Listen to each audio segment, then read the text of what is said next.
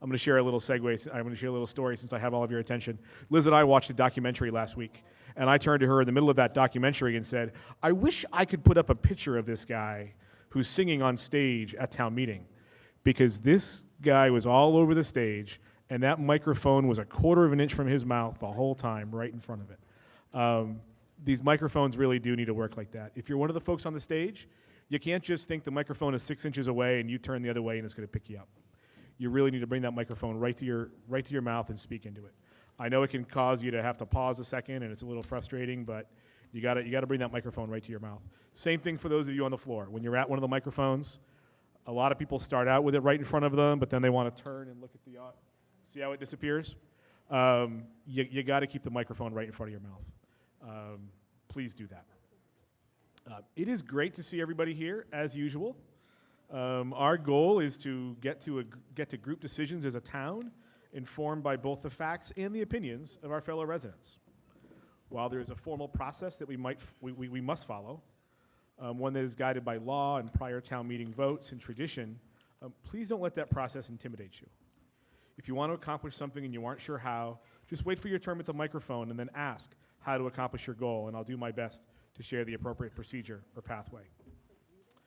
One of the hardest things that I found about town meeting is that it's a forum for sharing facts and one's views on the items before us.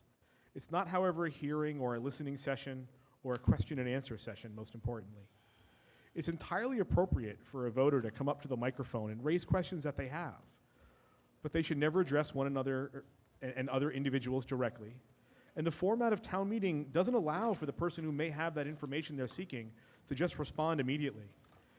A speaker from the floor can't just ask one of the folks up here a question and have that person respond to you, and then you keep going.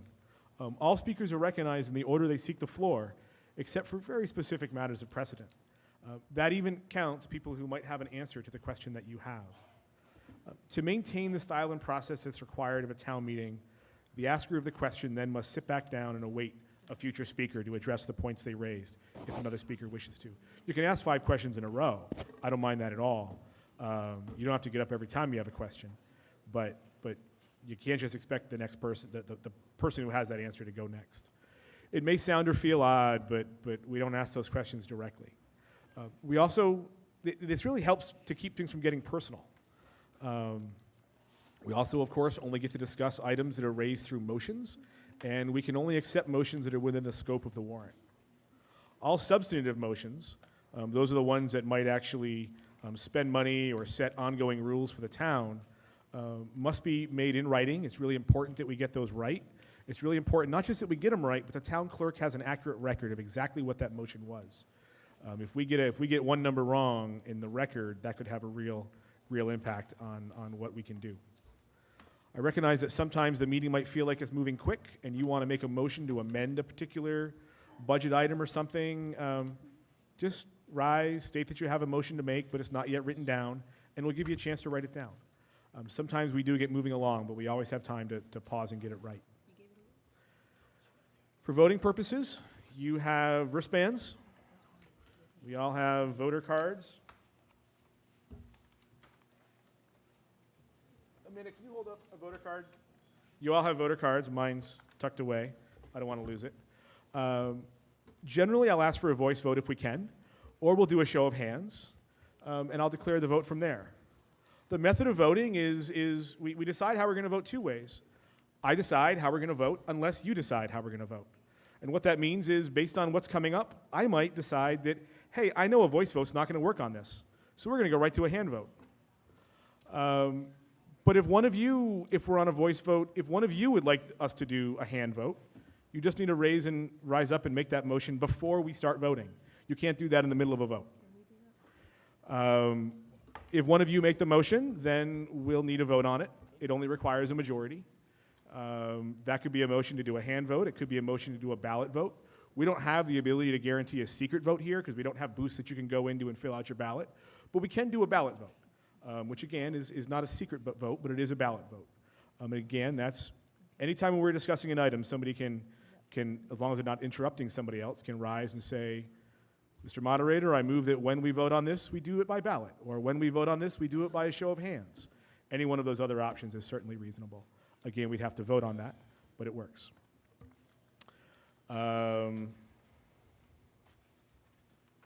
Many years ago, we moved away from generally imposed time limits, but it's up to the meeting if they want time limits. Time limits do require a 2/3 vote to pass. It's not debatable. We don't debate whether or not to have time limits, but we do vote on them.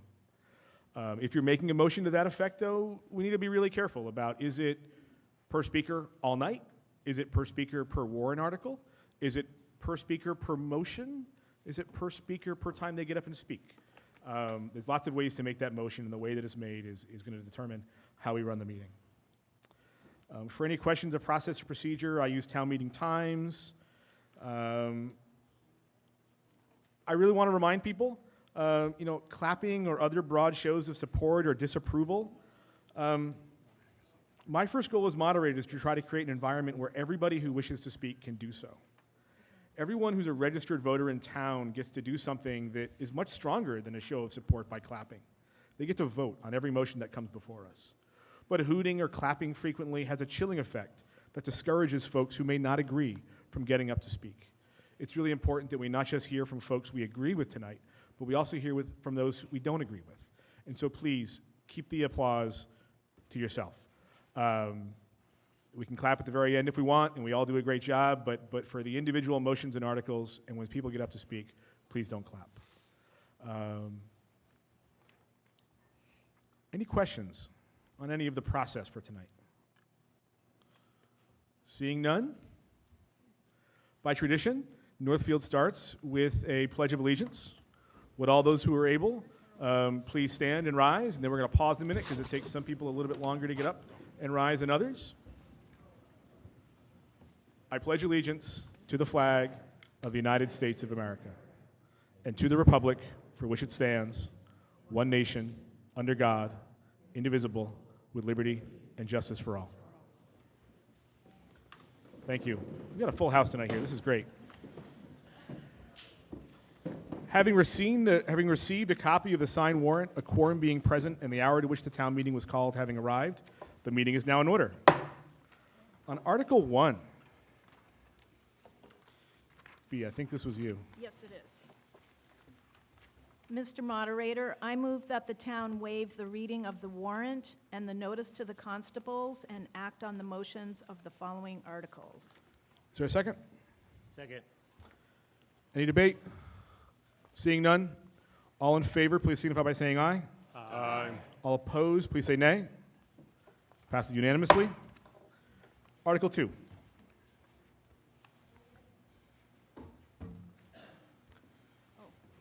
Yes, sir. Really quickly, Sarah, we have a motion from the floor. Yep. Mr. Moderator, whoops. It should be on. Just stick your mouth right to it and we'll see. All right, Mr. Moderator, Bill McGee, 9 Main Street. I move that we limit comments of 3 minutes per person per article. Is there a second? In case everybody didn't hear correctly, the motion was to limit comments to 3 minutes per person per article. So that's not per motion or all night, but it is per article. I just want to make sure everybody knows what that means. That means if you get up once and you talk for 2 minutes on an article, and you get up again to talk again, there's only 1 minute left. It also means if we have motions to amend something, it carries through for the entire article for that speaker with a 3 minute limit. There is no debate on this. We are going to vote on it. All's in favor of the limit, please signify by saying aye. Aye. All opposed, please signify by saying nay. Nay. I'm going to do a quick hand vote. All in favor, please raise your hand. Thank you. All those opposed, please raise your hand. Clearly passes.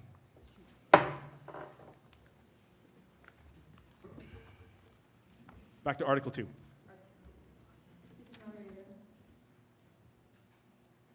I move that the town take Articles 3, 4, 5, and 20 out of order in this warrant and to approve all of them as one vote without debate on any such articles as are printed in this warrant, and further that the approval for each article be incorporated into this consent motion.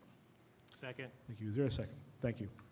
So just to make sure everybody knows, there's a couple different articles here. I want to make sure folks have a chance to process and read what we're debating and looking through.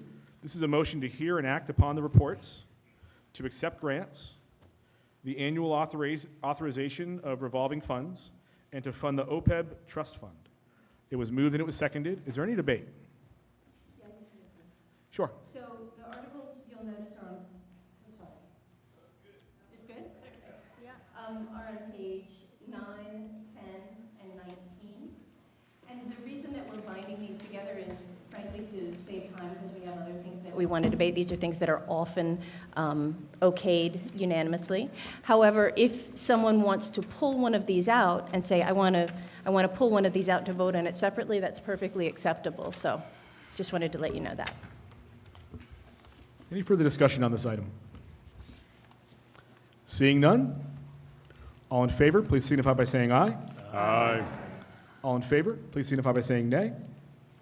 Passes unanimously. Now moving to Article 6. Moderator, you said all in favor twice. You said all in favor aye and all in favor nay. I'm sorry. No, that's okay. I just want for the record. Any opposed? Still passes unanimously. Thank you.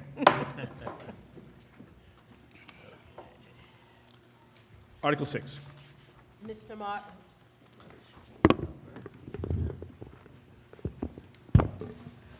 Mr. Moderator, I move that the town, under the provisions of the general laws of Mass, Chapter 41, Section 108, and any amendments thereto, fix the salaries of all elected officials for fiscal year 2027, and raise and appropriate the sums therefore and the sums for the maintenance of the several departments of the town in accordance with the amount recommended by the Finance Committee as shown in the final column as of the warrant as a grand total of the omnibus article of $5,172,682, with the exception of striking the Franklin County Inspection Program, but funding civil defense for $9,000, animal control officer $9,078, animal control expense $1,000, tree department expense $12,500, constable wages $2,956. Second. This is just, there was a typo, and what I just read off was just aligning everything. The equals, the totals are all fine and equal.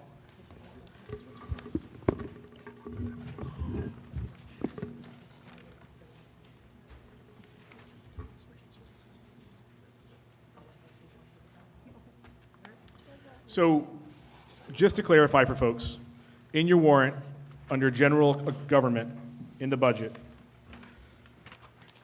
if everybody flips to that page, page 12, we're crossing out the FC inspection program because that was combined with the inspection services.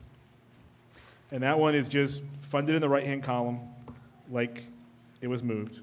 But the other items below that, the civil defense, animal control, tree department, and constable wages, she read the middle number, the requested number. Because the number on the right, you'll notice, is like offset by 1. There were some typos there. So the numbers are all in front of you. It's coming out of a different column for a portion of it because there's some typos in the warrant. I want to make sure everybody understands that before we actually vote or move on or have debate. Do people get where we're pointing to these numbers and which ones we're doing? I'm going to assume everybody does unless they say no. Would you tell them where it is on the page? Yep, we said page 12. Page 12. It's Under in the general top- government in the omnibus. top quadrant Yep. there. Um, That's what I wanted them to see. Any debate on the item?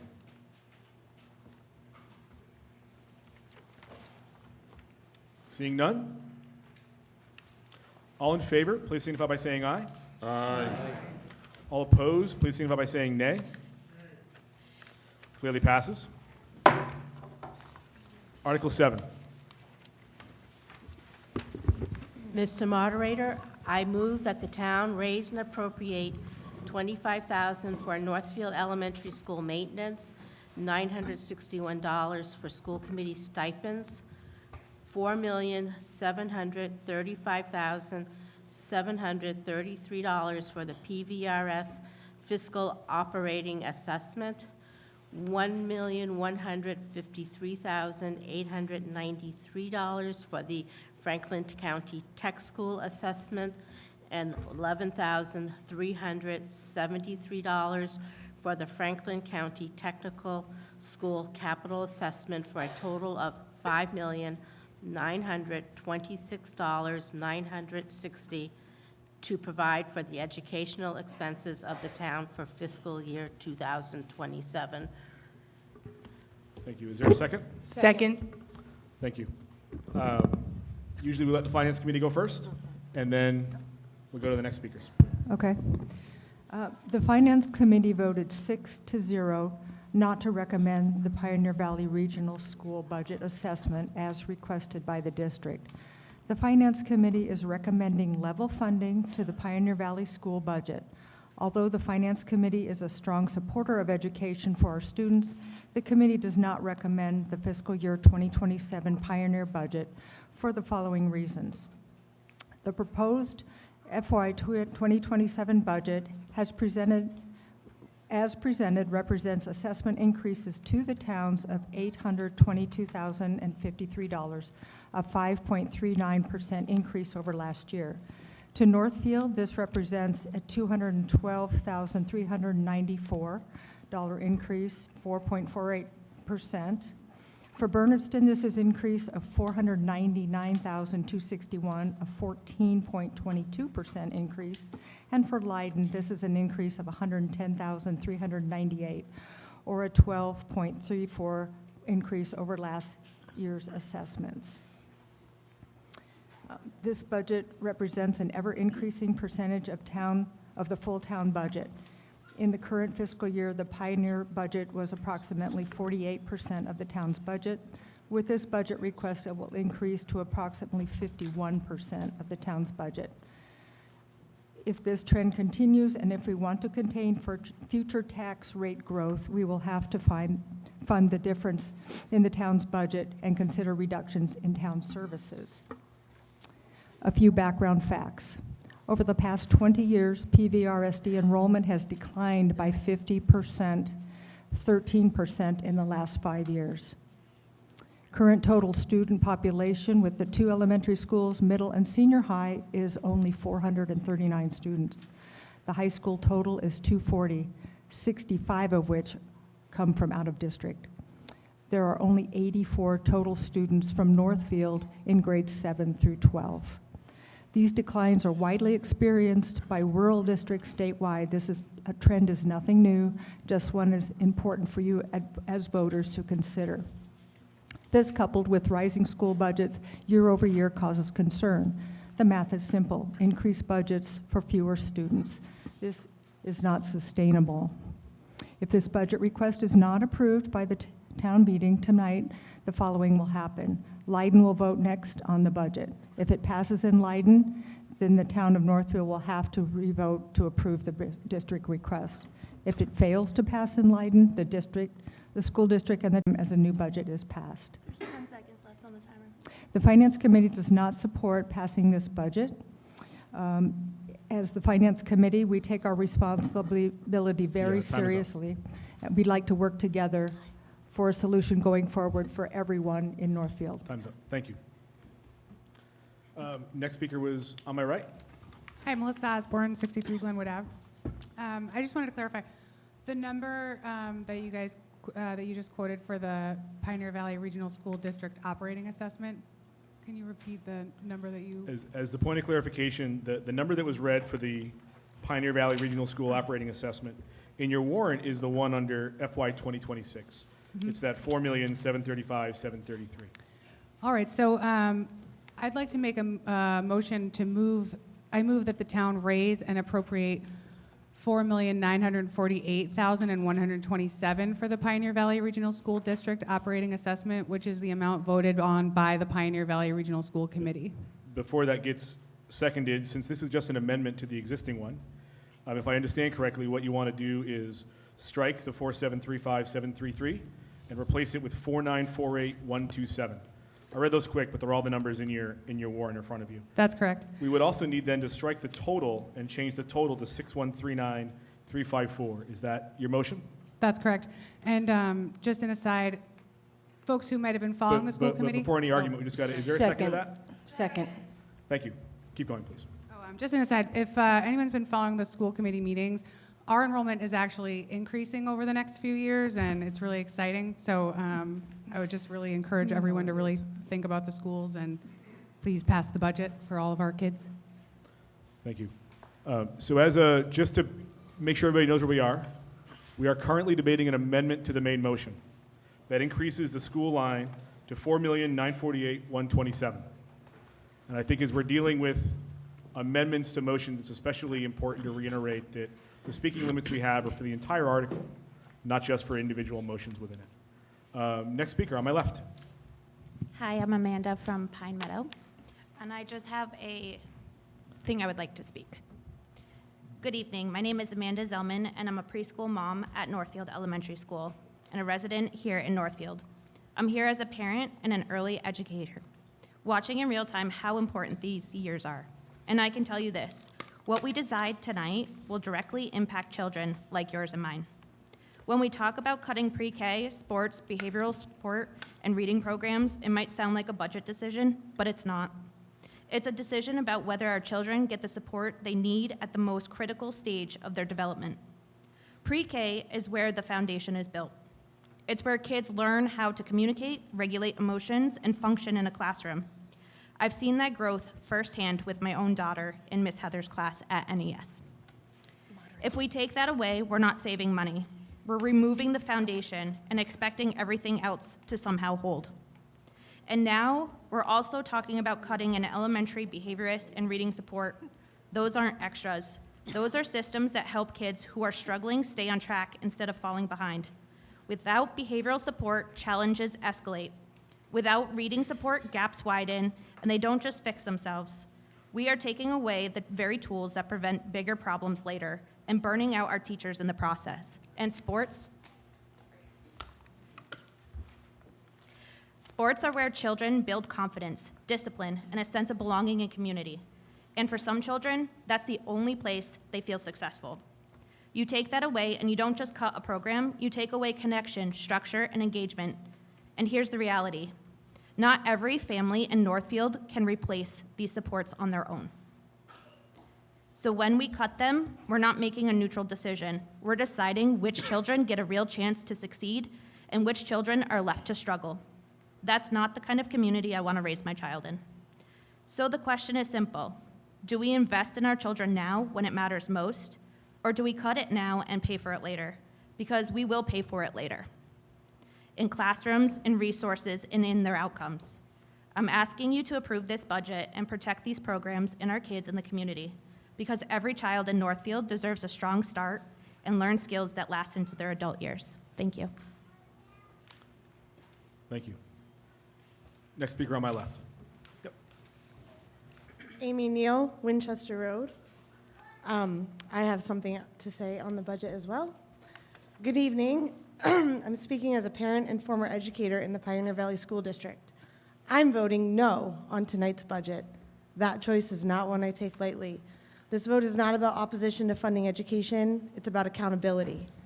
Additional investment cannot be justified without clear evidence that existing resources are being managed effectively and that basic obligations to students are consistently being met. I'm not here to complain, I'm here to explain, based on documented concerns and observed outcomes, why I cannot support an increase at this time. In April 2025, following a substantiated bullying investigation involving my child, I filed a complaint with the state regarding concerns about how student safety was restored afterward. The state reviewed how that situation was handled. This raised broader questions about consistency in policy implementation. It left us questioning how district leadership was guiding our schools. In March 2026, the district was found non-compliant by the state for bullying response procedures, student records timelines, and aspects of 504 implementation. Again, these issues were born at the district level and trickled down to our schools. While professional development commitments were made and memos were sent, families have not been provided clear evidence of completion or measurable outcomes. From a parent and professional perspective within the district, I've observed a pattern. Concerns are identified and they're responded two with limited transparency around resolution and sustained change. We are also seeing real impact in our community. Families choosing to leave the district and increased staff turnover. 17 kids left Northfield Elementary School for the reasons I complained to the state. These are not abstract trends. They reflect confidence in the system. We also see gaps between investment and execution. For example, athletic equipment purchased to support student programs, a discus cage, a $3,000 investment, was installed incorrectly and remains unsafe and is considered unusable years later despite repeated follow-up about correcting the problem. As it stands, if used, it presents a risk of serious injury, head injury, and remains an unresolved safety issue. At the same time, we are being asked to approve increased funding while these issues remain unresolved. This includes questions about whether prior investments have been fully implemented and whether they have achieved intended outcomes. This is not about withholding support from our students or staff. It's about a basic expectation. Before asking the community for more, the district must demonstrate responsible stewardship of what it already has. Students deserve systems that are not only funded, but functioning as intended. That requires transparency, follow-through, and accountability that is visible to the community. You're at the 3-minute mark, sorry. I have one sentence left. Can I finish? Time's up. Thank you. Sarah? Well, I had gotten on the list before she came down, so. Just grab that mic though first. Yep.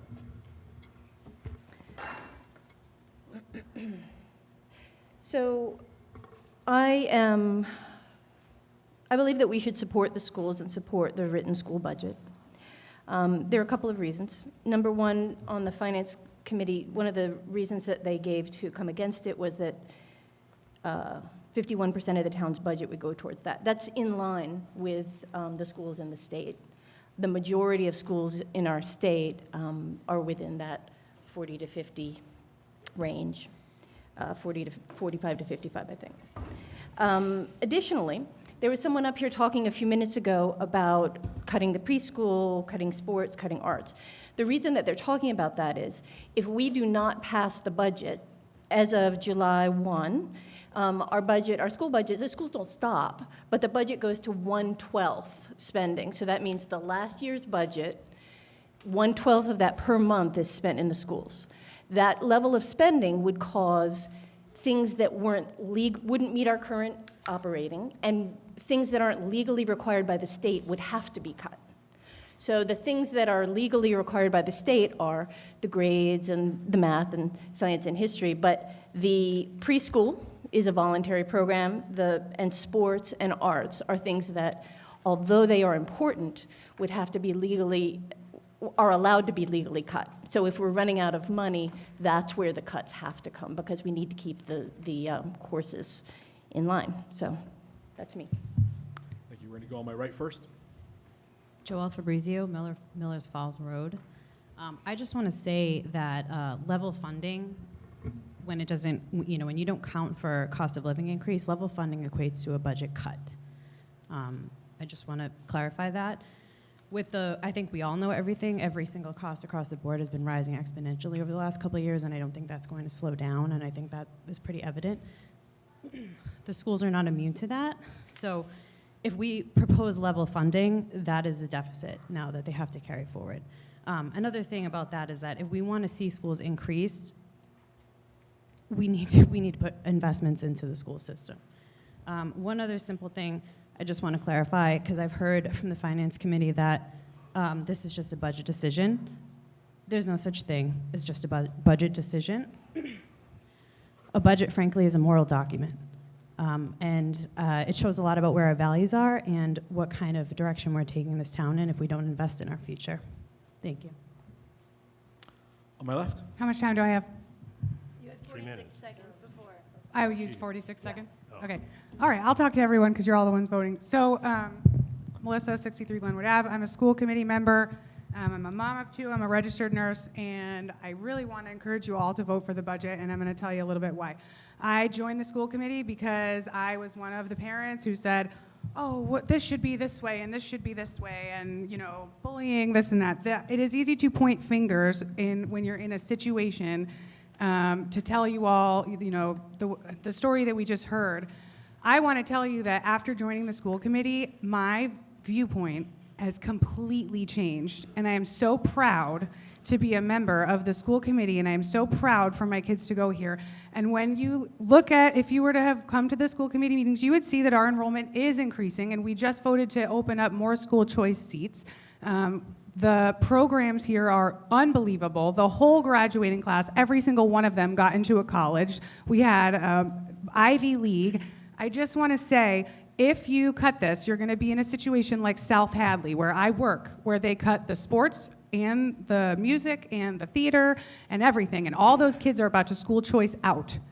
And it's really, I'm begging you, for all of the parents, for all of our students, these programs that they have going, maybe 5 years ago it didn't look like this, but now it is amazing. And please, please pass the budget, please, for our children, because I cannot imagine a Pioneer without all of these opportunities for our kids. And if you don't pass the budget, the opportunities will not be there, and the kids will leave, and we have more kids coming. So please You're at your don't time listen. limit. Okay. Sorry. Thank you. On my right. Ruth Potee, 55 Main Street. I just wanted to shout out to all the parents of kids that are in our schools in this room. I've been coming to town meeting for 21 years, and usually the average age in this room is about 74. And it's really amazing to have parents in this room. There are babies in this room. There's a young athlete over here, and that's a shout out. It's really hard at bath time and dinner time to end up on a Monday night town meeting. It's a reason why we should be putting town meeting on Saturday morning and always have babysitters, because the people who really care about this issue are parents whose kids have gone through the public school system. I am the proud parent with my husband of 3 NES kids and 3 PVRS grads, and I move to call the question. There was a motion to move the question. Is there a second? This is non-debatable. I just want to check really quick the quantum. It does require a 2/3 vote. We're going to do this. This is just on the motion to amend, to clarify. And actually, I'm going to pause. It's considered out of order, and I'm sorry, I'm just remembering this now. It's considered out of order to speak and then move the question at the end of a speech. So if somebody wants to get up now and come to the mic and move the question, that would be in order. But the current motion to move the question was out of order because it followed somebody else. The speaker did it at the end of their talk. Okay, before I move for the vote, out of curiosity, can we double check to see how many people who have wrench turning skills, all sorts of minutia, can volunteer to help repair, take care of the minor stuff, mop the hallways, whatever it takes to help the school budget sustain? And I'll be one of them. And move to question. And unfortunately, we can't, the person who gets up and speaks can't, at the end of their talk, move the question. I move the question. We have a new speaker who's moving the question. Is there a second? Second. We're going to do this by a show of hands. All in favor of moving the question, again, this is only on the amendment, please just raise your hand. All opposed, please raise your hand. Clearly passes. We're now going to move to an actual vote on the motion to amend. So I just want to make sure everybody knows what the motion to amend actually is. It would replace, so for most of the lines in Article 7, we're looking at the right-hand column, Finance Committee recommends. But for the PVRS assessment, the motion is to swap in the number in the middle. So we would be raising and appropriating the $4,948,127 instead of the $4,735,733. Yes? Yes. I move that when we vote on, this is Patter Field from 60 Highland Avenue. I move that when we vote on this item, we do so by paper ballot. Is there a second? Second. It's non-debatable. We're just going to do a hand vote. This is to vote to see if we're going to do a paper ballot when we vote. All in favor, please raise your hand. All opposed, please raise your hand.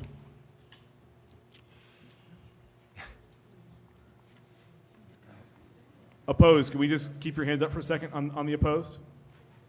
All right, and now show me in favor. I got to have the counters come in. You guys are really split, and I like that we don't have just uniform decision-making. We're going to do, hold your arms down for a second. I don't want people getting real tired. If the workers, the polling workers could come in, we're going to do a hand vote here. Are we ready for that?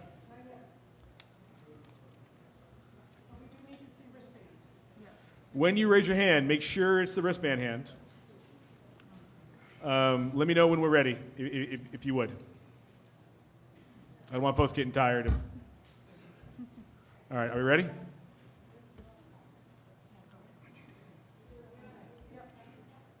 All right, all in favor? So this is, This is just doing a ballot vote. All in favor of doing a ballot vote when we vote on this, please raise your hand. Keep them high.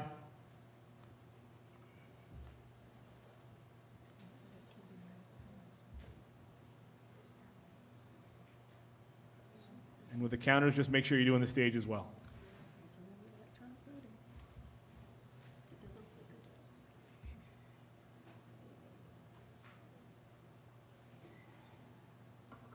Did you do the stage as well?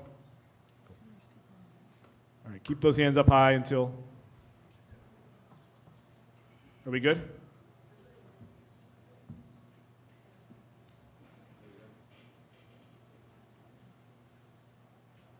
We good? I'm looking at the vote counters. Have we counted them all? We don't have to batter them up. I just want to know if folks can put their hand down. All right, put your hands down.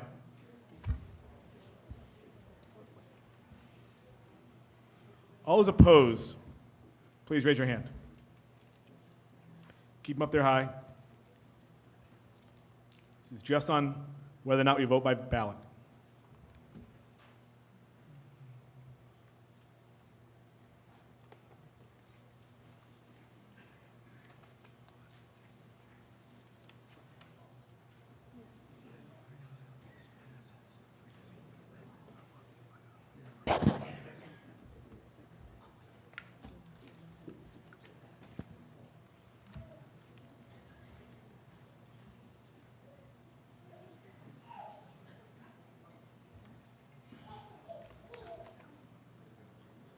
Is my left side counted?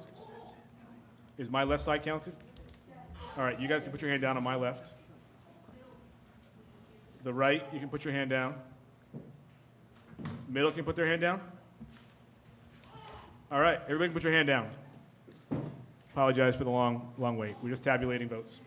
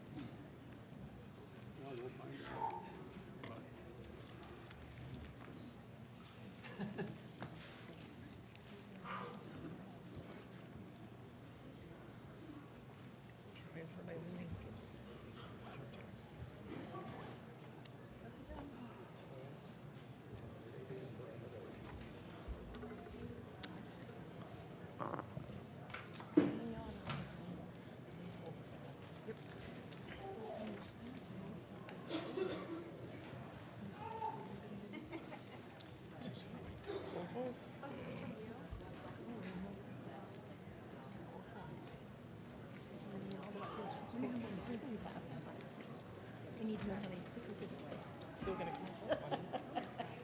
would say close to 250. What? But when, for that EMS,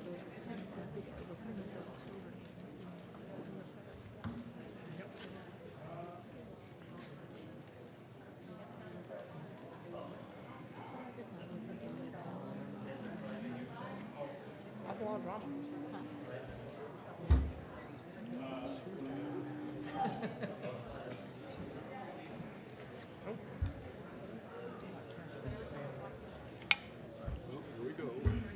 All right. again, this was just to determine how we're voting. It wasn't on the actual motion itself. And the motion was to do a vote by ballot. There were 88 in favor, there were 97 opposed, so the motion fails.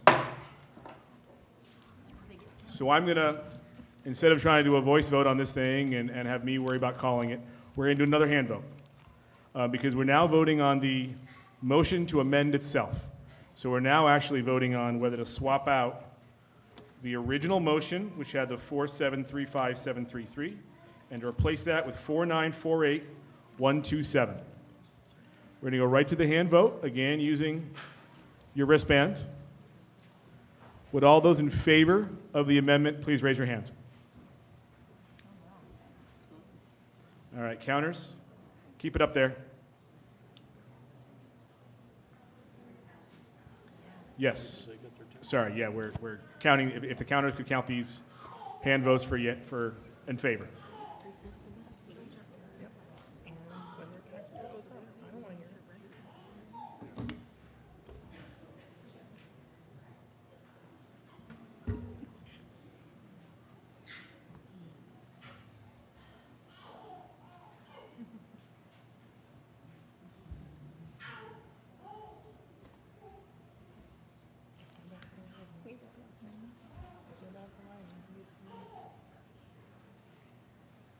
All right, is my left counted? All right, my left can put them down. Is the middle fully counted yet? All right, middle's fully counted. Is the right fully counted? All right, you can put your hand down. All those opposed, please raise your hand.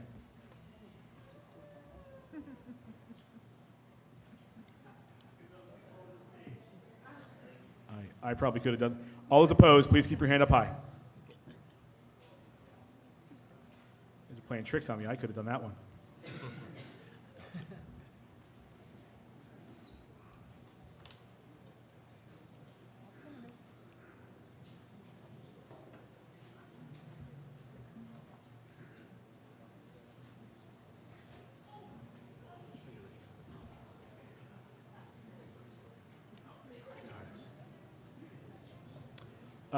I think everybody's counted. You can put your hands down. They're adding up the counts in the back. Give me just a minute.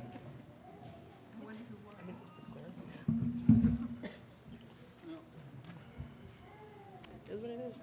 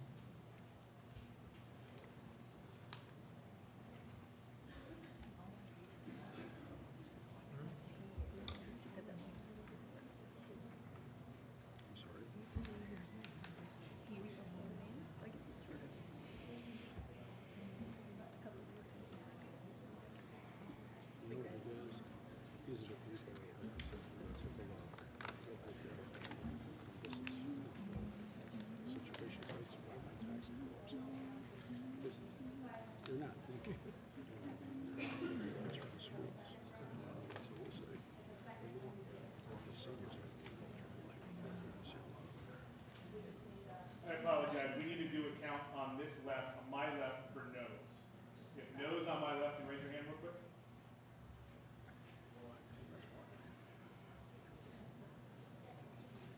All right. Put your hand down. Thank you. Thank you. Okay.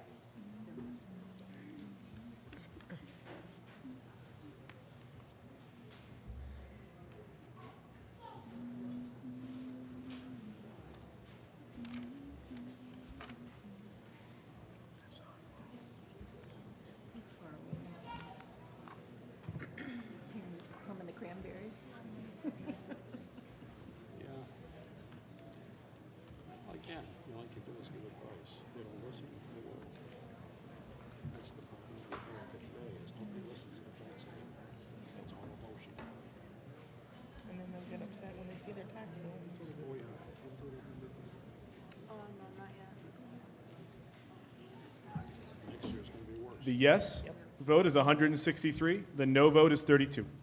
Clearly passes. We now move back into the main motion in front of us, which is basically the middle column in front of you in the warrant. FY 2027 requested. It's those numbers right there. Any debate on the main motion in front of us? Seeing none? Can you clarify to make sure they understand? The amount. I know you understand. I want to make sure they Judy Walter, Gulf Road. I'm older than the average if it's 74 in this room, but I have a child of elementary school age who, like most of the other parents that I know, who have taken their child out of Northfield Elementary because we were so unhappy with it, we now have happy children again. This is a number of us. Also, kids who school choiced into Northfield Elementary School have returned to their home schools because they were also so disappointed in it. If this school is so wonderful, why do so many people take their children out of the school? Approximate numbers are 49 go to vocational school, 11 go to the charter school, 28 homeschool, 26 go to private or parochial schools, and then there's also the kids who are going to Warwick, Greenfield, Gill, and various other schools. Statewide, less than 10% of kids go to private schools, parochial schools, and so forth, out of public schools. In Northfield, it's more than 15% choose not to go to the Northfield schools.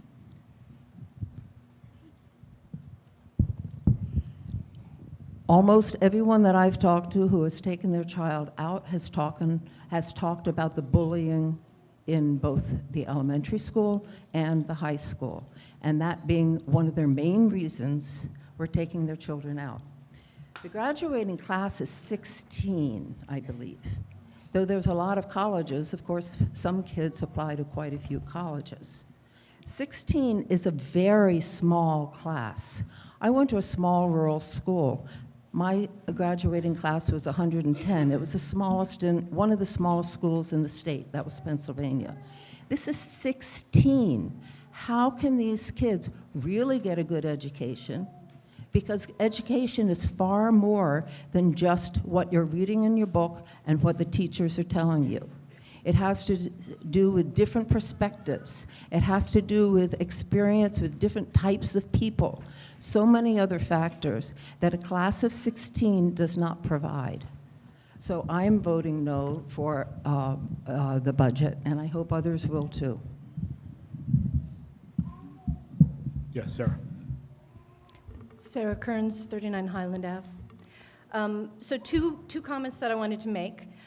People who homeschool and who send their children to parochial school, those are for different reasons than necessarily academics. I homeschooled my 5 kids. So, and the other thing is the economic development. So we worry as a town about economic development. If we have schools in which we are penalizing the students by not having preschool, the families, by not having preschool, by not having sports, by not having arts, that in no way supports the economic development of Northfield. We need young families moving in, we need a vibrant school culture, and the way to increase vibrancy in the school is not to cut these important things, and it's not to try to punish, it's to try to walk in and fix anything that we see as wrong, and make sure that we've got really vibrant offerings, so. Thank you.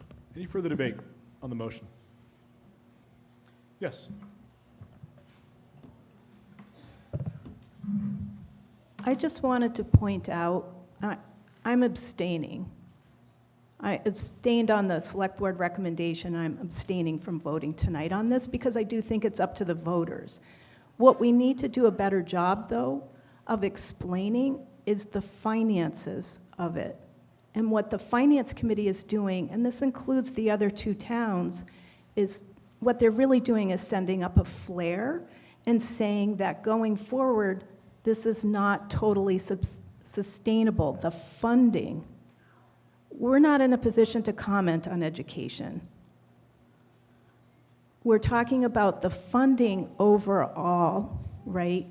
And the problem with the way districts are set up in Massachusetts is that 3 towns provide 62% of the revenue for PVRS, even if Northfield students and numbers are going down. So school choice is great. It doesn't fund a lot. It's $5,000 per student. It's not a lot of revenue, ultimately, and it's not sustainable. So one of the reasons why I'm abstaining is because the process of funding is going to create a problem eventually for Northfield. Bernardston and Leiden are already there. They already had to make cuts across their budgets or ask for an override. Lots of other towns have asked for overrides. Bernardston didn't, and they're cutting other parts of their budget to fund a $500,000 increase. A $500,000 increase is a lot, right? So what the Finance Committee is asking and also saying to everyone is we would like to go back and see if anything else can be cut. The piece of feedback that comes up over and over again is not cutting for students or cutting for faculty. It's cutting in some way, shape, or form the administrative overhead of all of the districts. If you look at the well-prepared information from PVRS, you will see that the administrative overload is high. They're very competitive with salaries, for example. Those topics come up every single year, and we provide that feedback. We've never complained about education or students. We've just complained about the funding mix, and some of that is on the state. And we've also committed as a 3-town group to working with the school committee to help fix this and also help fix the process that gets us to the point with a town meeting where we're having dueling recommendations. We really don't want You're to at do your that. time, B. Thank you. Yes. Bob Henry, 137 Wanamaker Road. I try to, as you've heard me say before, I try to keep everything objective, and I try to be some sanity with numbers, and try to stay away from the emotional part, which is hard because education, there's an emotional twist to it. But let me start with a couple points of order before I tell you how I'm voting, whether you care or not. But one point of order as I bring it up is I hear a lot about school choice. Then I look at the DESE website and I look at, we're getting about $22,000 per student. That's the operating cost per student in the PVRSD. But yet we're up to about $27,000 per student. And yet school choice, we get $5,000 per student. So I'm retired Air Force, and the rule number 1 is never do math in public, so I'm going to let you do the math on that, but the math doesn't work for me. The other thing is, I look at the websites, I look at the social media, and again, I try to look at the objective databases. And I looked at this, on social media was, look at our 3-part story, look at our 3-part story. I only got 2 parts. I asked some other people, where's part 3? The school committee or the Pioneer Valley School District put out a 3-part testimony on how we got to where we are. Today I'm scrambling and I'm asking people in this room, where's part 3? They say, we don't know where part 3 is. So you're asking me to vote on a budget this high with 2 parts, a 3-part story, when I don't have the 3rd part? No way, I'm not gonna do it. Lastly, someone hit on it, and it strikes a nerve with me, and I'll try to do a parallel. This is the school district and the school committee, to which I'm ignorant, so bear with me. But I also looked at the salary increases, so thanks for sharing the part 1 and the part 2 and let me scramble with the DESE site.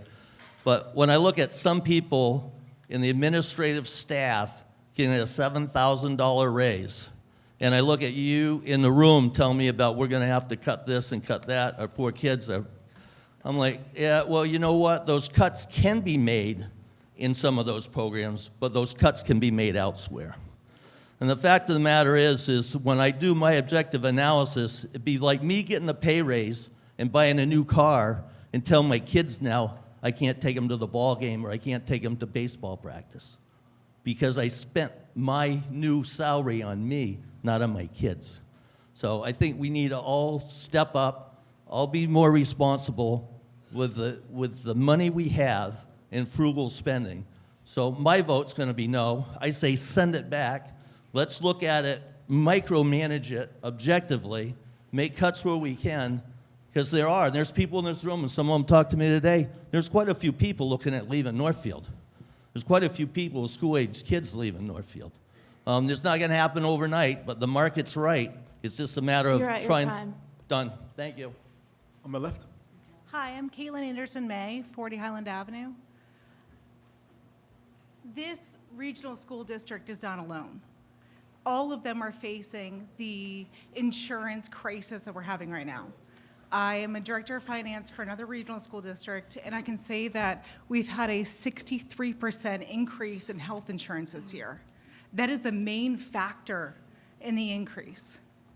We have reduced positions, but we are looking for the towns to help support what, if we were a municipal district, the town would already take the load of.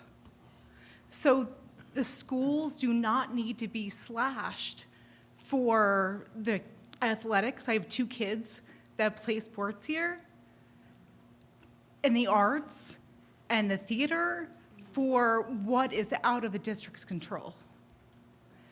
Please support this budget. I'm all right. Thank you very much. Stephen Martin, 55 Main Street, and I'm also a school committee member and grateful to have been on the budget subcommittee. My fellow Northfielders, this vote is about our future in town. It's about our kids. It's about the momentum that Pioneer has. And the reason the current senior class is as small as it is because of mistakes that were made 7 or 8 years ago that landed the district in a lot of hot water and in receivership with the state. And when it comes to administrative costs, I think we all know that if you don't have the best people in your administration, you're going to be paying a lot more because you've now created a huge problem in skill set that you do not have any longer. Our neighbors in Bernardston passed this budget. Our neighbors in Bernardston passed this budget, and they have a larger percentage than we're paying. They clearly see an important reason to fund the schools in an appropriate way. And to my neighbor's point about health insurance, the school is shouldering an immense burden of health insurance costs. Over half of the increase that we're asking for comes from an increase in health insurance. If we were in Northampton or another town, the town would be liable and be paying for health insurance, and you wouldn't have this issue from the district itself. My sense is it's 2026 that Northfield and its schools depend on each other. Without good schools, our town of Northfield will wither. And the self-fulfilling prophecy that I'm so sad to hear from our elected officials and others really disturbs me, because that is a glass half empty when the glass is actually close to full. The school is doing remarkably well. The students are incredibly happy and talented. Let's please keep this going now. This is our year to turn things even further forward, and we have one chance to do it. So thank you very much. Thank you. On my left, were you speak? Okay. Next speaker on my right. Yep. Hi, Carolyn Ballou, 45 Glenwood Ave. I'm not a public speaker, so bear with me. I'm wanting to express my appreciation for the school committee members who did an excellent job over the last few years. And I looked at the budget, and it seems very reasonable to me. I feel like they did a really good job. I didn't see anything that could be cut. And I realize there's a sustainability issue, and we should really be urging our state government to figure out a solution to help our rural communities. I think we need to urge our federal representatives to figure out health insurance. Someone needs to figure this out. We're bearing the brunt of it, personally and as a community.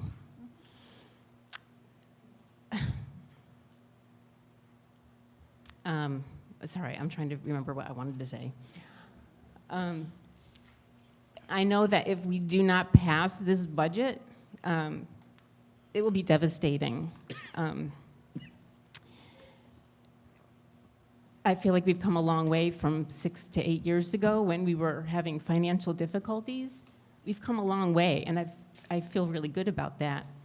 And our enrollment is increasing. This is not a, if we need to do something, yes, let's do something different to fix whatever the problems are. But not passing this budget won't accomplish that. It will just make it difficult for the people who are currently enrolled. And I don't think that's a good solution. Let's figure out a solution. I'd be really happy to be able to help do that. But we need to really pass this budget. There's people here who need education. And if things are cut, it's not going to be good. People are going to leave.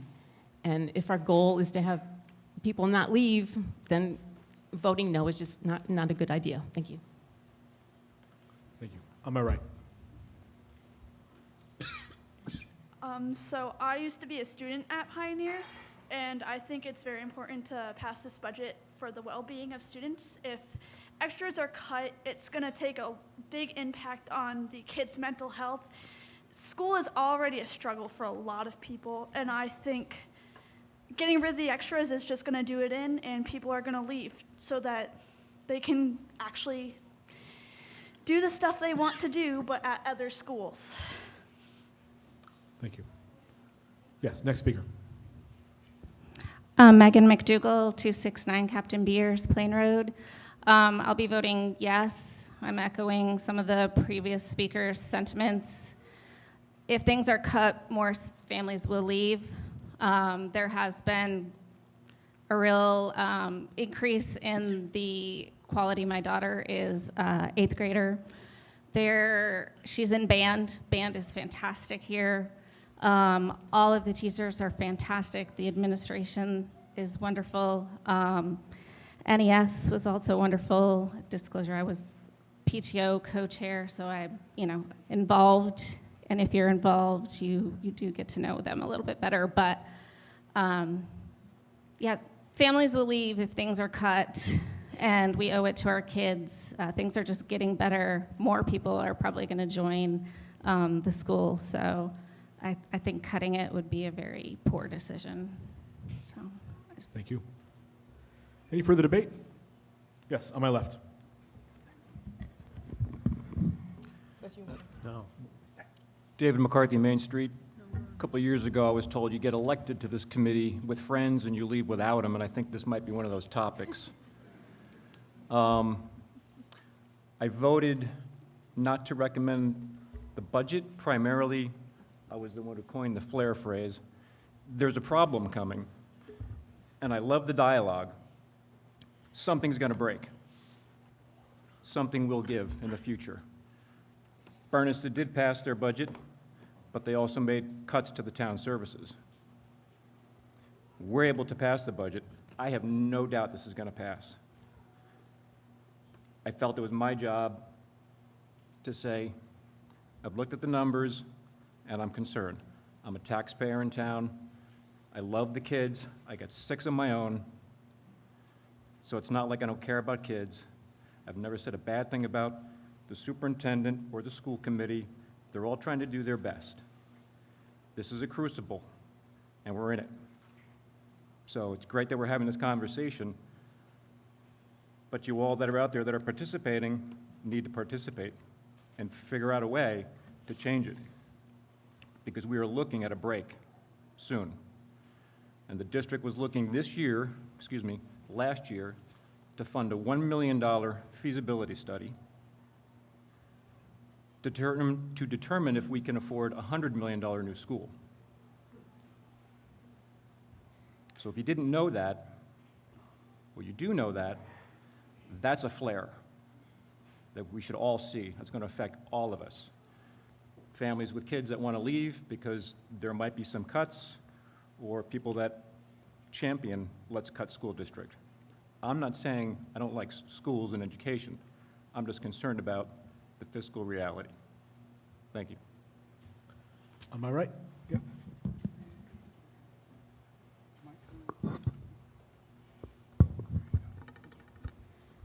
Good evening, and thank you to those who have spoken so far. My name is Morgan O'Brien on Highland Avenue. Oh, right on. Can you hear me now? Jeebus. Okay. Hi, and let me first apologize for my tardiness this evening. I am one of those new young families in town, and I needed to take care of some personal things with my family first before coming this evening. I do have a background in education and family members who work in education as well.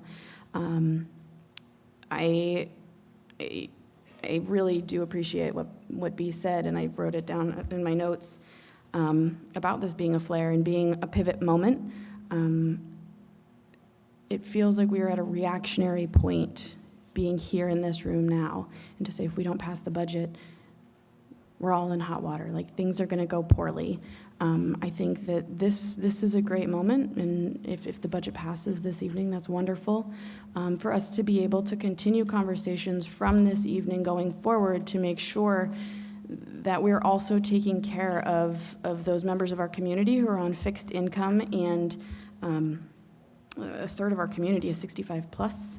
We know that a number of those folks are on those fixed incomes and are not able to shoulder these tax increases. And so this is also our moment to drive conversations forward. We hear from other departments letting us know that they're continuing to level fund and they're continuing to trim their budget to make sure that we are not continuing to burden our taxpayers, because we're all in the same boat. We all go down together, as it were, and we all float together. And so it's how can we continue to make sure that we are all successful in the coming years as well. Thank you. On my left.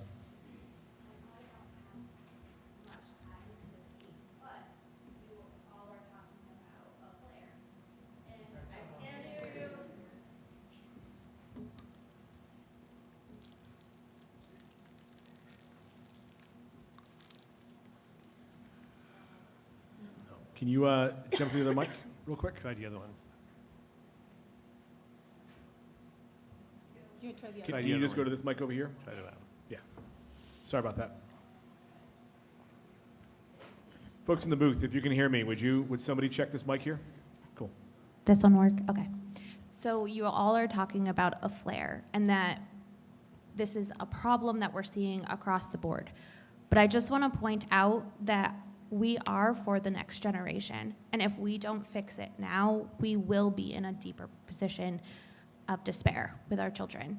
And I also want to point out that I came here from Greenfield as a young family. And I came here because I wanted a great school for my daughter. And I found community and I found enrichment for my daughter at NES. Without these programs, I feel like I would pull her out of school and bring her somewhere else. And I don't want to do that. I love this town. So I am voting yes, and I encourage everybody else here to encourage yes as well, because the next generation is what matters. Thank you. Yes, on my right. Thank you. Good evening. Welcome. I am your neighbor, Patricia Kinsella, at 164 Upper Farms Road. I'm also your superintendent of schools. And gosh, it is wonderful to see a full room. Thank you. Thank you to the young families. Thank you to the students who are in the room who have turned 18 and are voting at a town meeting for the first time. We have 10 young families who have brought their children down to our early learning classroom, staffed by our woodshop teacher and his young child. Thank you to them. I'd like to be a cheerleader for a minute and also to correct a few misconceptions. Pioneer is doing so much better. You've heard several people mention. 10 years ago, we were not doing well, right? A special law had to be passed to allow the district to take out a loan because we screwed up. We screwed up big time over years financially. We paid that loan off. 3 years ago, when we had really made headway in sorting out our finances, we determined that we had over $740,000 extra. We could have kept that money as a district. We were under no obligation to send that money back to the towns. Absolutely, positively, we could have kept that money. And what did we do? We proactively and voluntarily returned $742,000 to the towns in 2023-24 when we sorted out our finances. And I fear that there's a bit of a short memory about what the district has done. We thought when we did that it would be a strong signal that we were honest brokers, we were good financial stewards, and that when we were flush, we would give money back to the taxpayers. That's what we did. Our increases in the budget have been modest. The numbers are in this little pamphlet we handed out, and the town is well aware of these numbers. These are the town's numbers as sent to the state over the past 8 years. The percentage of the town budget in all 3 pioneer towns devoted to education has decreased. In Northfield alone, in the past 6 years, per capita expenditures overall have gone up 23%. Now, education is the biggest cost center for the town. But education per capita expenditures have increased so much more slowly. They've gone up 9%. Let me say that again. In Northfield, in our town budget, per capita expenditures over the past 6 years have gone up 23%. But in education, they've gone up 9%. It is not true that education has been a budget buster, ever increasing, this monster hydra that is taking things over. It's simply not true. And these are the town's own numbers as sent to the Division of Local Services. I want to apologize to our town neighbor who got up and said, I was looking for the third part. Yeah, that's me. That's my bad. I spent a lot of time on the first two, and the third one is going to be a wrap-up, but totally my bad. So my apologies. You've reached your gonna time limit. Okay. Thank you. I hope you support the budget. Any further debate? How many seconds do I have? You have like 20 seconds. Okay. I have Sarah Kearns, I have 2 sentences. Number 1, the mismanagement that happened 10 years ago, our current superintendent's only been here 4 years. So they cleaned it up, they didn't cause it. Number 2, in every other realm in this town, competitive salaries are a good thing. And we talk about being an employer of choice. I don't know why it would be any different with the schools, as somebody up here, I don't know who said, oh, it's such a bad thing that we have competitive salaries. It's a good thing. On my right, yes. Lynn Hansel, Old Elm Way. I was an educator in the Pioneer Valley School District at least 16 years. I was teaching in Warwick when the school closed. I understand why it had to close. I have no argument there, but I will tell you it was painful and it was hard because that's what change is. I'm going to support the school budget this year because I believe in children. We cannot hold children hostage to an issue that is created by adults. We can't. And it's not the school district that it's not their fault that they're struggling with this increase in health insurance cost. It's not the fault of anybody in particular who's in this room. There are bigger issues with state funding, with health insurance costs, and with federal funding. There are people who are trying to find solutions. I will tell you I'm on the fence about super regionalization. I don't know how I feel about it. I hear an argument here, I hear an argument there. I waffle back and forth. It is a very painful thing to think about not having our children in our communities schooled here in our communities. But if that's something we want, then we need to fund this school budget, and we need to roll up our sleeves and get to work and realize that everybody in this room and in this community and on the stage is going to have to compromise if that's what we want. And it is going to be painful and it is going to be hard. But no matter what we do, we have to put our children first. And I will not hold the children of this community hostage to things that are unwieldy on an adult level. I don't want to be here again next year having the same argument. I do not.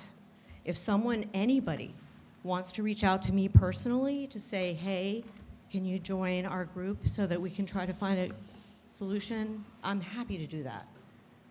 I'm not going to spearhead it, but I'm happy to join it. I'm spearheading some other things, believe me. I'm not a slacker. I'm not a slacker.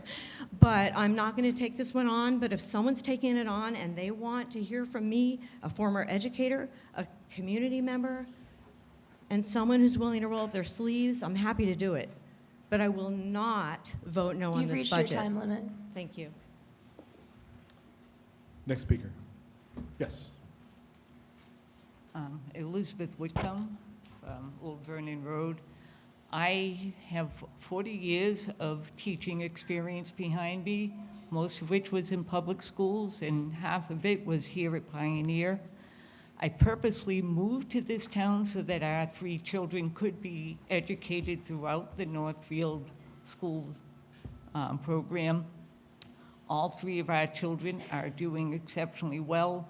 As I look over the audience, I see former students who have done well for themselves, parents of former students who have done well for themselves. And I think Pioneer is a great school. But I also want to say that over my 40 years of being in education, I have been to I don't know how many town meetings where we discuss the cost of education, but never the cost of not educating. And that includes the programs that we like to think of as optional. These are uncertain times for our youth. Okay, nobody can deny that, regardless of what side of the political spectrum you're on. Our children are facing a very uncertain future, and to deny them programs at school that would bring them some joy is, to me, completely wrong. And I dare anybody who votes down this budget to look our youth in the face and tell them why you voted against them. Thank you. Yes, on my left. Mr. Moderator, I'd just like to move the question. Thank you. Is there a second to moving the question? All's in favor, please say aye. Aye. All opposed, please say nay. It passes unanimously. We're now going to vote on the main motion in front of us. Just as a reminder, it's the center column. In Article 7, you see the center column there, FY27 requested. It's all those numbers as printed for a total of $6,139,354. All's in favor, please signify by saying aye. Aye. All opposed, please say nay. Nay. Clearly passes. Article 8.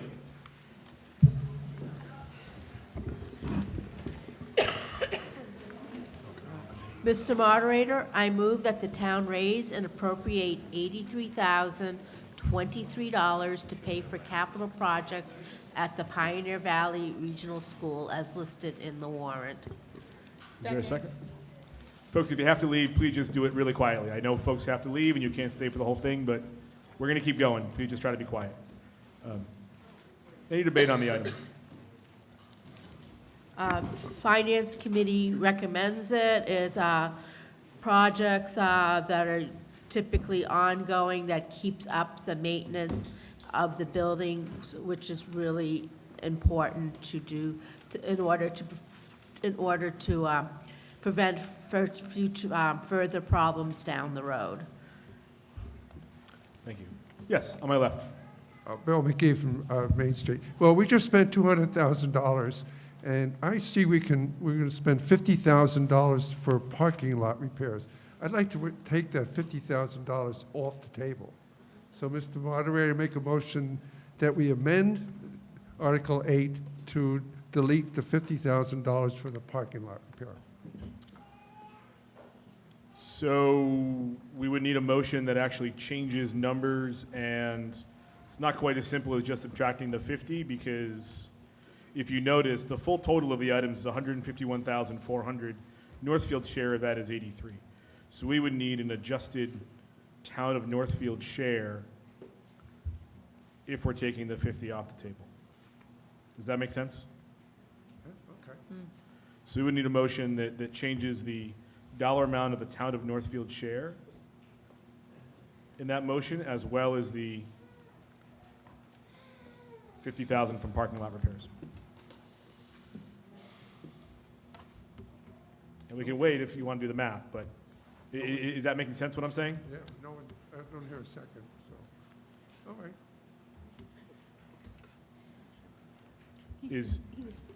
Bill, do you want to revise it and do the motion with the full changes, or?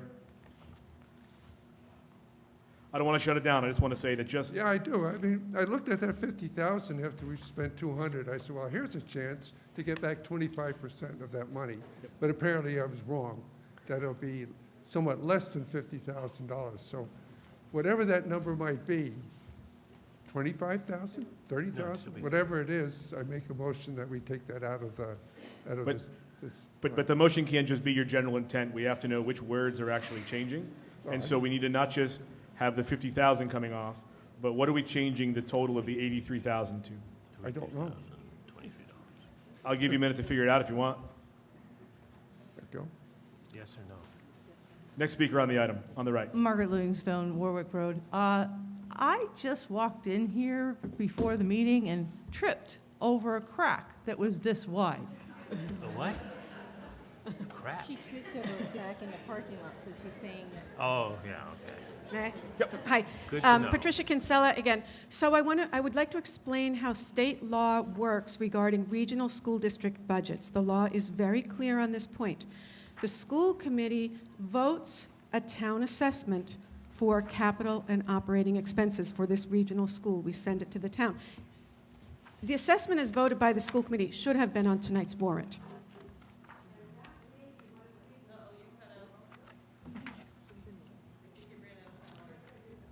Battery may have gone. Can you hop to the other one, Patricia? Folks in the booth, can we replace this battery? So the law is really clear. Here's what would happen. I understand the desire to cut costs. If we vote the PVRS capital assessment at 1 penny less than the amount that's in the warrant, the entire school district budget tanks. So let me say that again. If we change the amount of the capital assessment for Pioneer, the budget we just voted is tanked. That is a crystal clear point of law. Thank you.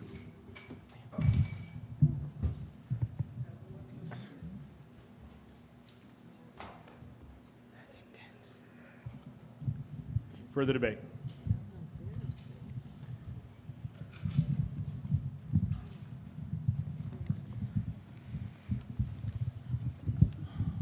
Seeing no further debate,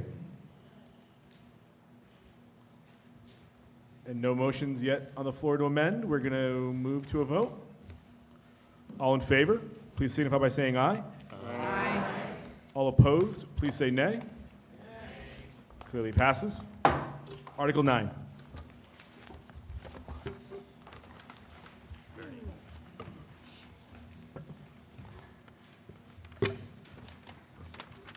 Mr. Moderator, I move that the town transfer $23,000 from free cash to pay for capital projects at the Northfield Elementary School as listed in the warrant. This is yearly, just to let you know. Is there a second? Second. Thank you. Yep. Just to let you know, this is the yearly upkeep of the floors. The gym floor needs to be redone every year, just from use and wear. And, you know, it's other floor replacements. We have an annual cost to try to keep things up. So just so you know where the money's going. Thank you. Debate on the item. Seeing no further debate, all in favor, please signify by saying aye. Aye. All opposed, please signify by saying nay. Clearly passes unanimously. Article 10. Mr. Moderator, I move that the town raise from departmental receipts the sum of $1,119,888 and from the town tax levy the sum of $150,308 to operate the Emergency Medical Services Enterprise Fund as set forth in Article 10. Second. Thank you. Discussion. Seeing none? All in favor, please signify by saying aye. Aye. All opposed, please signify by saying nay. Clearly passes. Article 11. Mr. Moderator, I move that the town raise from departmental receipts the sum of $150,000 to pay for, lease, and/or borrow the funds to purchase an EMS response vehicle and related equipment. Thank you. There's a second. A discussion on the item? Yes. I just wanted to point out that this is a 2/3 vote. This is to replace a response vehicle, and this is set up, it's not an ambulance, it's actually set up with the same sorts of equipment, so it has paramedic level support, and this also generates fees from other towns when, for example, the EMS chief who's here, if anybody has any questions, participates in an intercept in another town. And this is not on the tax rate. Sorry, one more thing. This is not on the tax rate. This is coming from the EMS Enterprise Fund. Thank you. Thank you, Sarah. That's what I was going to say, that it's coming from the enterprise fund, which means that all the towns that are a part, that are paying into the enterprise fund are sharing the cost of this. Any further debate? This does require 2/3. All in favor, please signify by saying aye. Aye. All opposed, please signify by saying nay. Passes unanimously. Article 12. Mr. Moderator, I move that the town raise from departmental receipts the sum of $602,021 to operate the Sewer Enterprise Fund. Thank you. I'd also like to mention quickly that if you look at the amount, this is almost level funded. The sewer department worked very hard to try to cut everybody a break this year, and your average EDU is going to go up less than $3 an EDU. So. Pretty good. Thank you. Yes. I have taken a look at the figures, particularly in column 1, where it's fiscal year 2026 and fiscal year 2026 requested, and I respectfully request clarification of the figures before we vote, because there appears to be a math error in both those columns. And forgive me, please, my name is Catherine Clark, and I'm at 211 Burnham Road.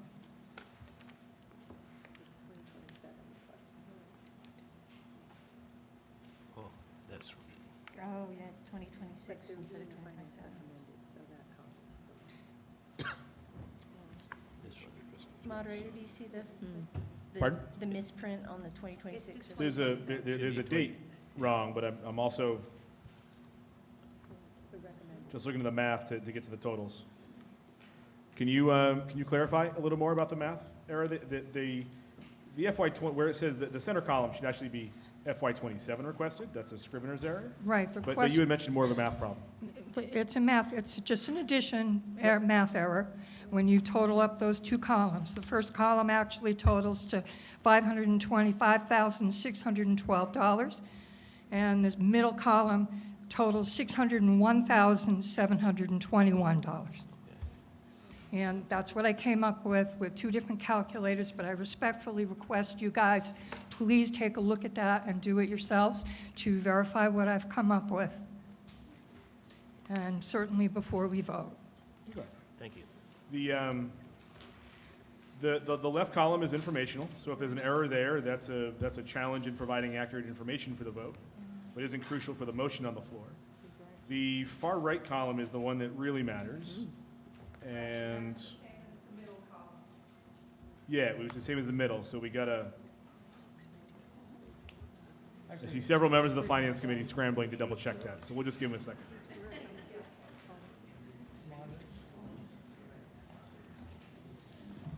On the far right column, fourth line down, 336,624, and in the middle it's 336,324. I'm not sure if that's making a difference.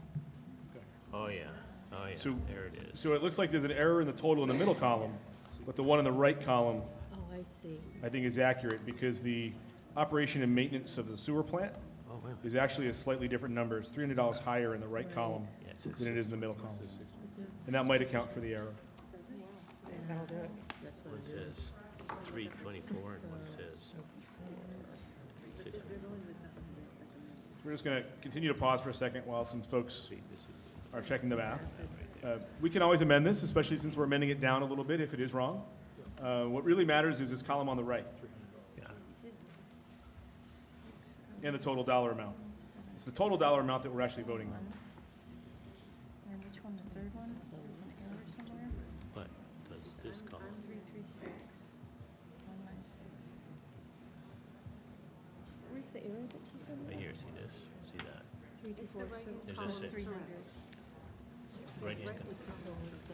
Oh, yeah, the right-hand one is right. Middle column. So the right-hand column is correct. There was an error right. made in the middle. right. Where there was, yeah.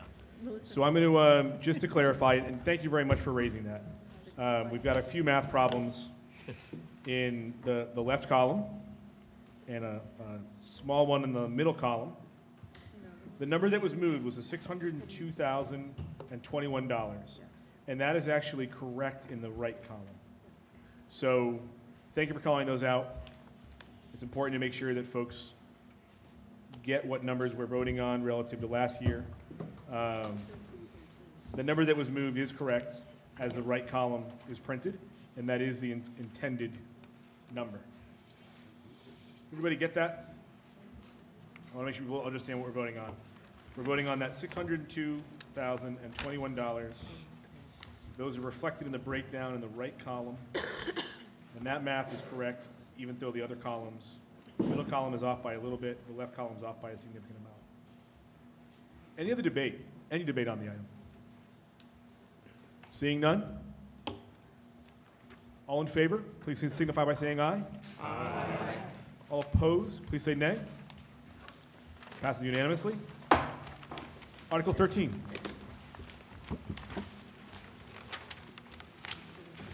Mr. Moderator, I move that the town raise from the sewer department receipts the sum of $40,000 to pay for sewer manhole replacement. Thank you. Any discussion? Seeing none? All in favor, please say aye. Aye. All opposed, please say nay. Passes unanimously. Article 14. Mr. Moderator, I move that the town transfers $8,000 from free cash to purchase a highway department truck lift gate. Is there a second? Second. Thank you. This Discussion. is a safety issue that the highway department has asked for, and the finance committee has recommended. And the select board has also recommended. Seeing no further discussion? All in favor, please say aye. Aye. All opposed, please say nay. Passes unanimously. Article 15. Mr. Moderator, I move that the town transfer $300,000 from free cash to purchase a highway department roadside mower. Second? Second. Thank you. Discussion? Seeing none? All in favor, please say aye. Aye. All opposed, please say nay. Clearly passes. Article 16. Mr. Moderator, I move the town transfer $88,000 from free cash to purchase and equip a police cruiser. Second? Thank you. Discussion? Seeing none? All in favor, please say aye. Aye. All opposed, please say nay. Clearly passes. Article 17. Mr. Moderator, I move that the town transfer $10,000 from free cash to purchase and install cameras at the transfer station. Second. Thank you. Discussion? Seeing none?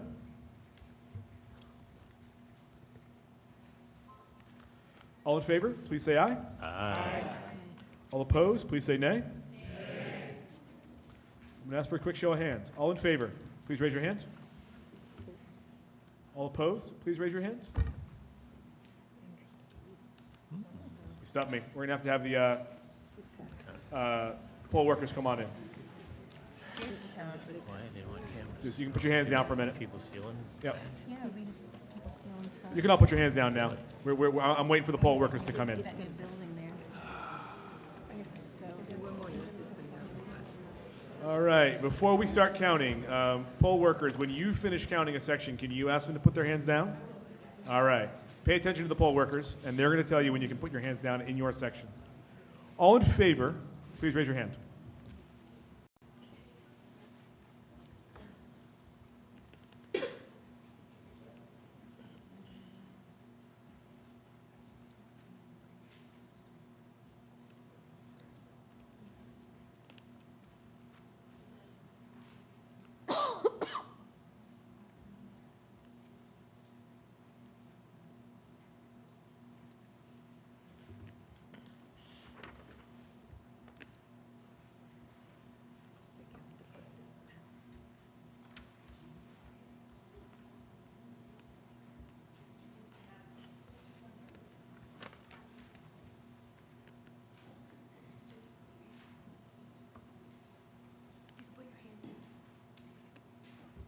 So, you can put your hand down. Thanks. All right, the middle, put your hand down. Folks on the stage, she got you as well. Yep, you're good. All right, we're going to give them we're now going to do the nays, and then we'll add them all up. All opposed, please raise your hand.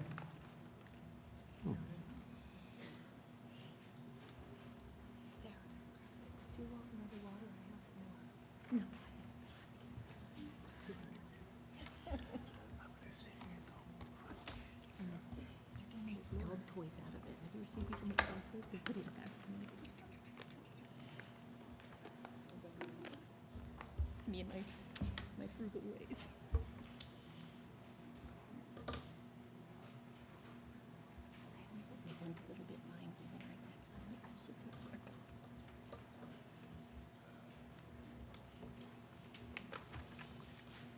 All right, are we all counted? All right, you can all put your hands down. We're going to give them a minute to add them up, and we're going to keep going while they add them up. And we'll come back to the vote on this one in just a moment. Article 18. Mr. Moderator, I move that the town transfer $26,000 from free cash to make heating and cooling improvements at the town hall. Is there a second? Second. Thank you. Discussion. I'll just, per the notes here, this has to do with the actual lines coming in to both the select board meeting room as well as offices on the second floor. What we're finding is the mini splits are basically failing to keep the rooms either cool or warm. And so this is going to extend and fix pipes that are coming in so that we're using a better heating and cooling system, mostly for the second floor. Thank you. Any further discussion on the item? All in favor, please say aye. Aye. All opposed, please say nay. Clearly passes. Article 19. Mr. Moderator, I move that the town transfer from free cash the sum of $100,000, raise and appropriate the sum of $400,000 for a total of $500,000 to be deposited in the town's capital stabilization account. Thank you. There was a second. Any discussion on the item? Seeing none? All in favor, please say aye. Aye. All opposed, please say nay. Clearly passes unanimously.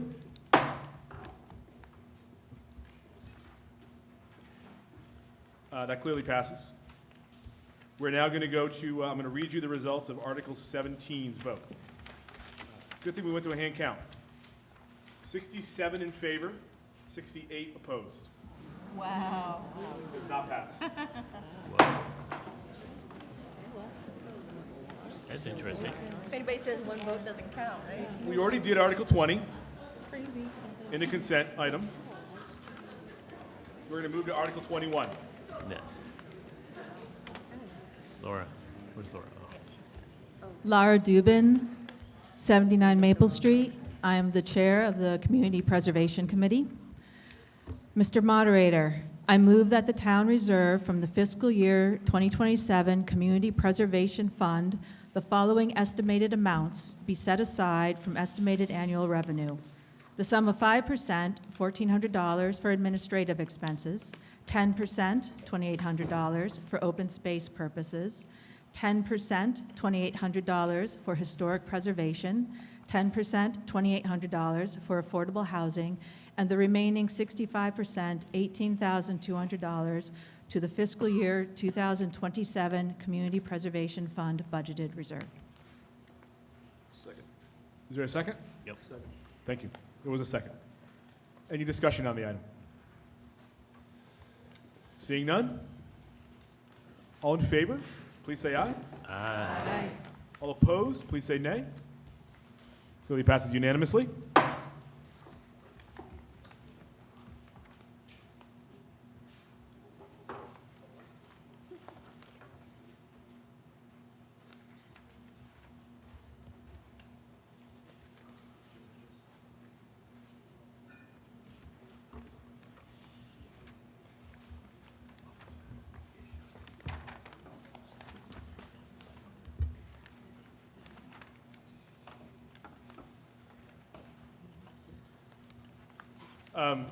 I just want to make sure, as chair of the committee, that motion reflected the recommendation of the committee, right?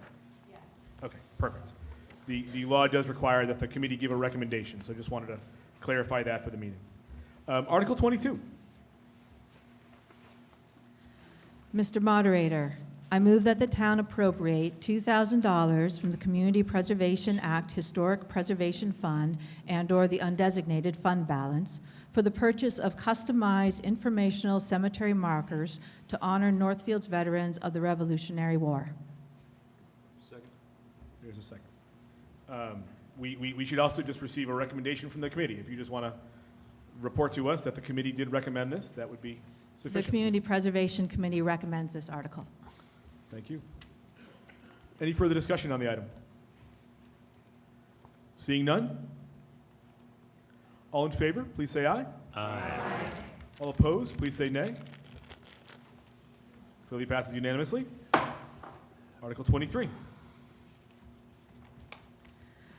Mr. Moderator, I move that the town appropriate $6,000 from the Community Preservation Act Historic Preservation Fund and/or the undesignated fund balance to be used to purchase and install a mini-split heat pump for the Dickinson Memorial Library's History Room.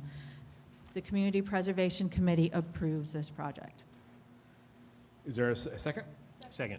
Thank you. Any discussion on the item? Yes. Misha Storm, Burnham Road, and your librarian. So at the special town meeting in November, you kindly approved $75,000 from free cash for a building-wide HVAC project at the library. I mentioned then that I hope to fund one small mini-split going in the local history room with community preservation funds. So that's what this is. The $6,000 is to cover the cost of just one unit of this larger project. The local history room currently does not have any AC, which is bad for archival materials. And so we will be improving the preservation of our local history with this. Thank you. Any further discussion? Yes. Joe Gravelin, Old Ferry Road. The historical material in there is subject to deterioration. It is non-replaceable, a lot of it. So we need to get the humidity out of there, and that's what part of what the HVAC will accomplish. So Northfield, putting it into perspective, Northfield is one of the oldest towns in the United States, and some of that archive material reflects that fact. Thank you. Further discussion? Seeing none? Would all in favor please say aye? Aye. All opposed, please say nay. Clearly passes unanimously. Article 24.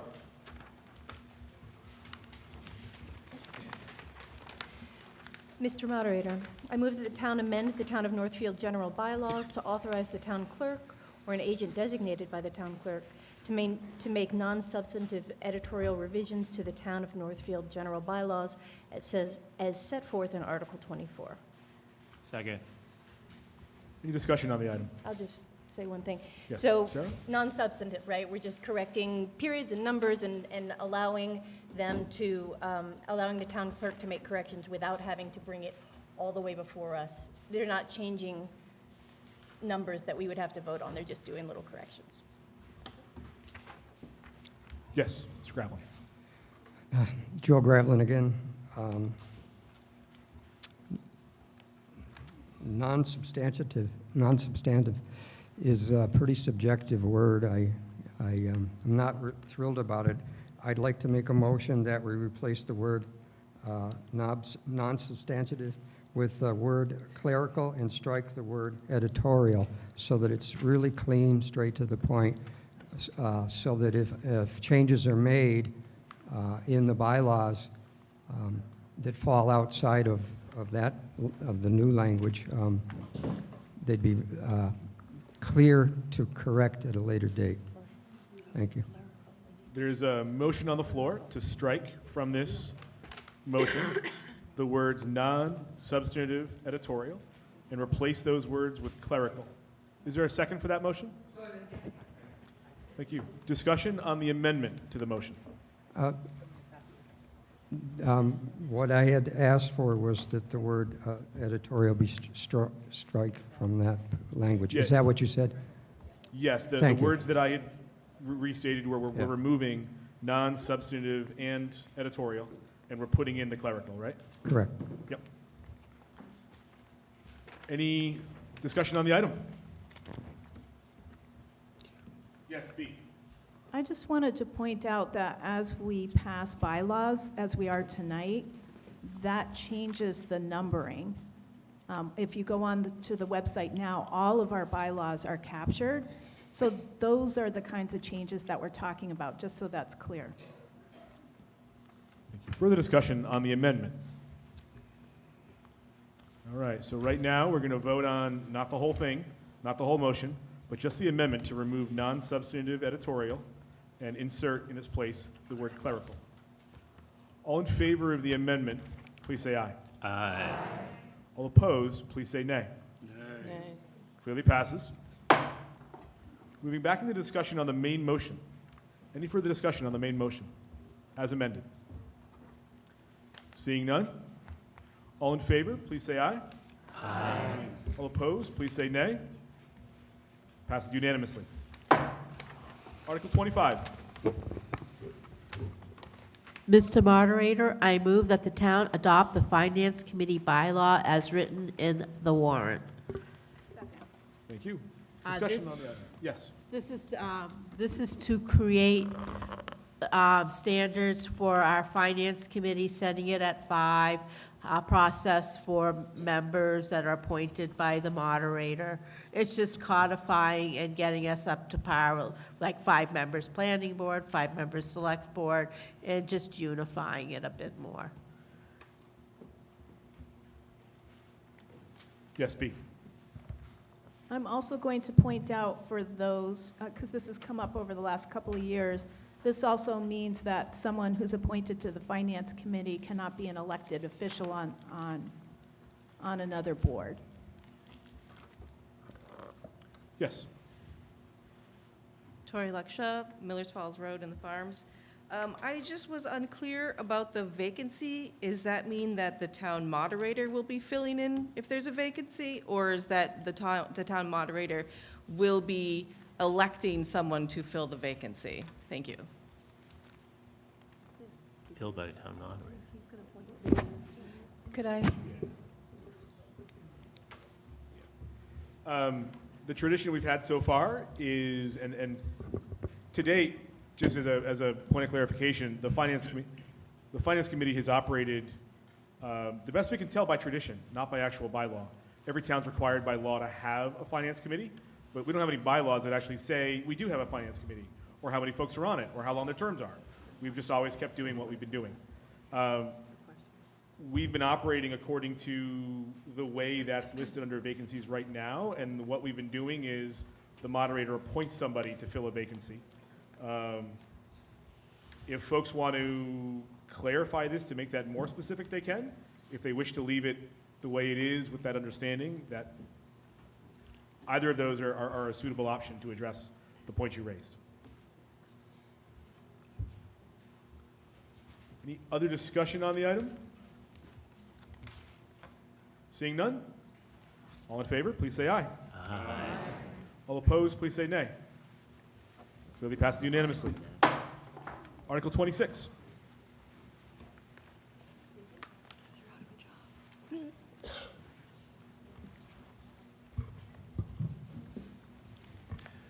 Mr. Moderator, I move the town vote to accept the provisions of Mass General Law 48, Section 42A. Second. Thank you. Discussion on the item. First on the floor, and then we'll come to you, B. Yep, you first. Mike Quinn, 13 Parker Ave. I'm also the Assistant Fire Chief. I just have a little short note on this article. The Northfield Fire Department is a call volunteer type fire department. We are paid while working at emergencies, but volunteer much of our time performing various duties to help the operations of the fire department. Each firefighter has buy-in for what we do, who we are, and why we do it. We were governed by our bylaws since 1942, which are now being transformed into our written policies and procedures. The fire department has researched, reviewed, and debated the pros and cons of this statute. It is the opinion of the members this statute resembles the way we have operated for over 80 years. As long as the Select Board has respect and gives consideration on the annual appointments, the fire department will continue to have strong, healthy leadership. The fire department will always have command and control of emergency operations while protecting the citizens and properties of Northfield. The fire department's recommendation is to support this article. Thank you. Further discussion? B? I'm just going to add to that. The Select Board is also in favor of this, and the fire department, including the fire chief and Mike Quinn, the acting fire chief, came before the Select Board to discuss this. So as you all know, this is Skip's 50th year, and so we're attempting, with the help of an experienced fire chief consultant, to capture his knowledge and move some of the departmental procedures forward, as Mike indicated. And this was one of them. So this is a technicality, and we're all in agreement that this closely mirrors what the Select Board and the fire department have been doing for decades. Thank you. Yes. Yep, Sarah. Another part of this agreement and another part of the recommendation by the outside consultant was that there would be a letter of intent from the fire department so that they would have some official input onto the appointment of their new leader. I support this. The fire department obviously supports it. It concerns me that the letter of intent is not written here. So that's my concern.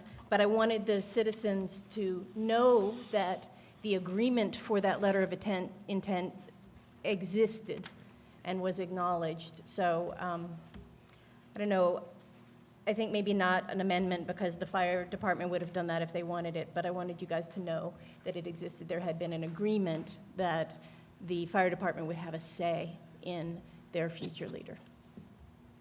Thank you. B? What we talked about capturing, and this is on the list of tasks and timelines with the consultant and with Skip and the Select Board, which we'll be reviewing at the next Select Board meeting. The term that we used was memorandum of understanding, right, which would capture the relationship between the Select Board and Fire Department going forward. I'm just going to point out, though, on this particular article, we're talking about adopting a particular Mass General law.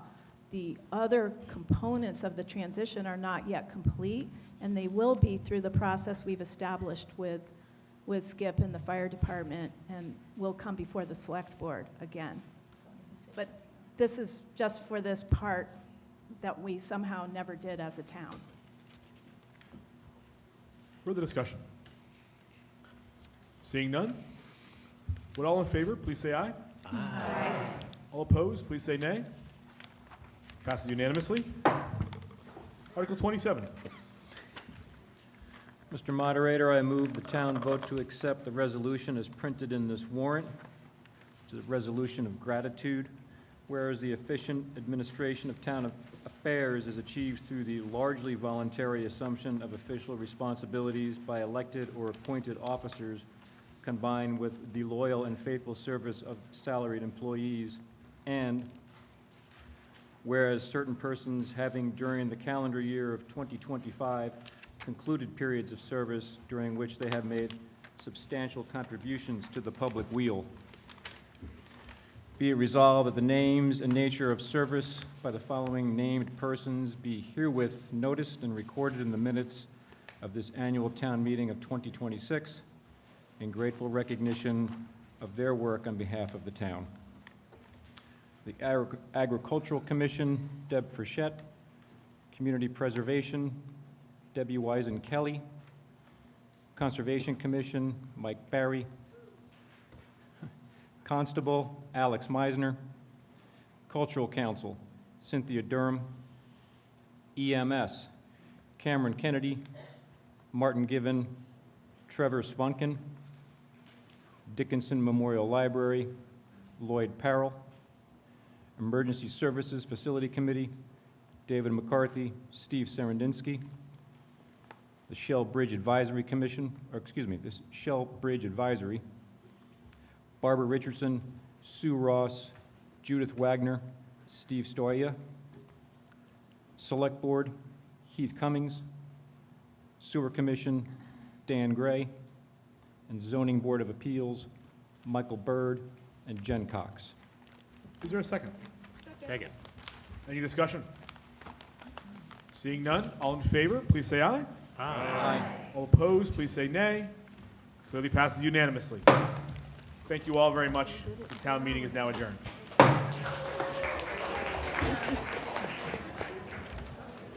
See, when you all clap at the end, I think it's for me. Thank you. I like that.